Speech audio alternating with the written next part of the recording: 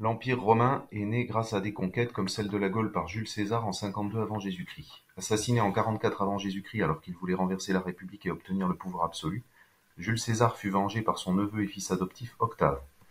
Octave mit fin à la République et instaura l'Empire. Il se fit appeler Auguste en 27 avant Jésus-Christ. L'Empire est un régime dirigé par un empereur et il comprend les territoires conquis par les Romains. L'Empire romain connaît durant 2 siècles la paix romaine ou Pax Romana, période de paix et d'enrichissement. Comme empereur célèbre, on peut citer Trajan, Antonin le Pieux ou encore Caracalla.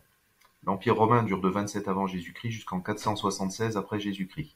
Au IIe siècle après Jésus-Christ, l'Empire romain atteint son apogée, c'est-à-dire son extension maximale. Il comprend en Europe la Bretagne, Angleterre actuelle, la Gaule et l'Espagne, l'Italie, mais également la Grèce, l'Asie mineure ou actuelle Turquie, la Syrie-Palestine, l'Égypte et l'Afrique du Nord. Ces territoires s'étendent autour de la Méditerranée sur 3 continents, Europe, Afrique et Asie.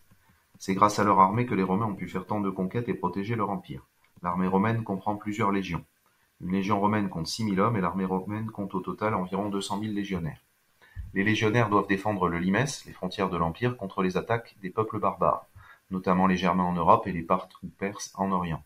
Un légionnaire est équipé d'un javelot, le pilum, d'un glaive, le gladius, qui sont des armes offensives, donc pour attaquer, mais aussi d'un casque, d'un long bouclier et d'une cuirasse qui sont des armes défensives pour se protéger. L'empereur romain a tous les pouvoirs, il est à la fois chef des armées et du gouvernement, il fait les lois et lève les impôts. L'empereur est aussi le chef de la religion romaine et fait l'objet d'un culte impérial, c'est-à-dire qu'il est considéré comme un dieu. En effet, Jules César prétendait descendre de la déesse Vénus par son petit-fils Iule, fils aîné, qui se dit Iulius en latin, nom de la gens Iulia, famille de César. L'empire est divisé en provinces qui sont dirigées par des gouverneurs qui lèvent les impôts, rendent la justice, recrutent et commandent les soldats au nom de l'empereur.